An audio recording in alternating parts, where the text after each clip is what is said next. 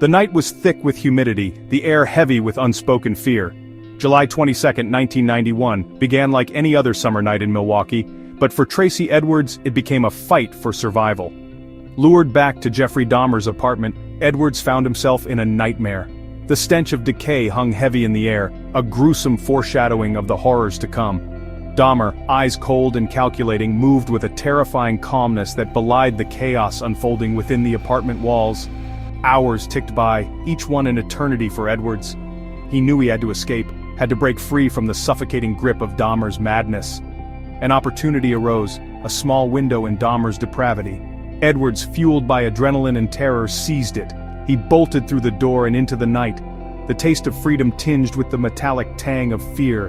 Running for his life, he encountered 2 police officers, their presence a beacon of hope in the darkness. Edwards, frantic and breathless, recounted his ordeal. His words tumbled out, a torrent of fear and disbelief. He spoke of a man, seemingly ordinary, who had transformed into a monster before his very eyes. The officers, though skeptical at first, listened intently, their training urging them to consider the possibility, however remote, that Edwards was telling the truth. With a mix of apprehension and grim determination, they accompanied Edwards back to the apartment, unaware that they were about to step into a scene of unimaginable horror. Little did they know that they were about to uncover the gruesome secrets lurking behind Dahmer's unassuming facade. The stench hit them first, an overpowering putrid odor that spoke of death and decay. Inside the apartment, the air was thick with it, a suffocating blanket of horror. Dahmer's facade of normalcy crumbled as the officers surveyed the scene. Polaroid photographs lay scattered, each one a gruesome testament to Dahmer's depravity. They depicted his victims in various stages of dismemberment, their lifeless eyes staring vacantly from the developed film. Revulsion twisted the officers' stomachs as they ventured deeper into the apartment.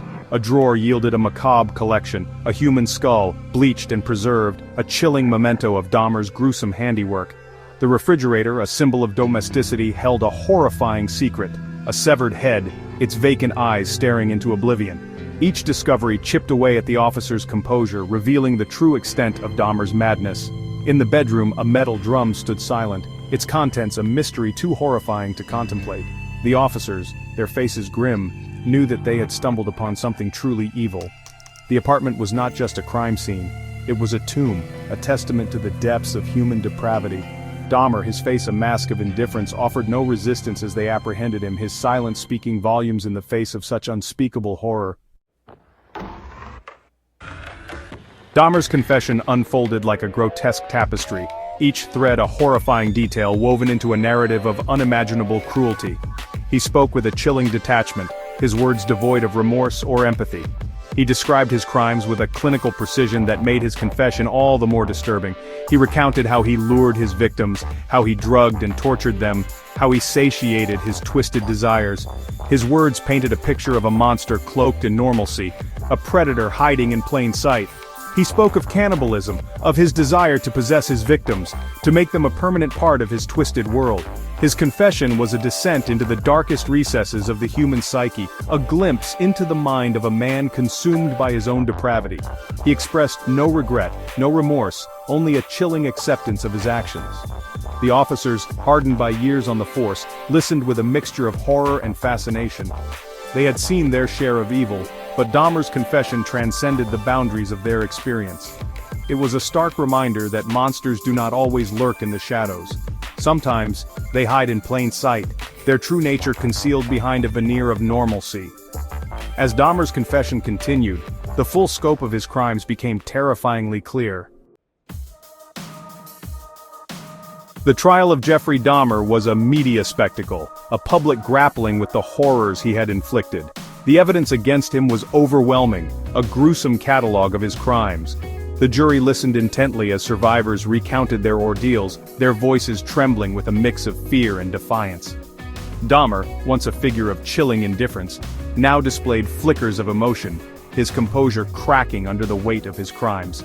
The verdict, when it came, was swift and decisive, guilty on 15 counts of murder. The judge, his voice heavy with the gravity of the sentence, condemned Dahmer to 15 consecutive life terms, ensuring that he would spend the rest of his days behind bars. For the families of the victims, It was a bittersweet victory, a measure of justice tempered by the knowledge that their loved ones would never truly be gone. Dahmer's capture and conviction served as a chilling reminder that even the most cunning criminals eventually make mistakes. Their carefully constructed facades crumble, their masks of normalcy slip, revealing the darkness that lurks beneath. For Tracy Edwards, his escape was a testament to the resilience of the human spirit, a beacon of hope in the face of unimaginable horror. And for the victims of Jeffrey Dahmer, their memories serve as a reminder of the fragility of life and the enduring power of justice, however imperfect it may be.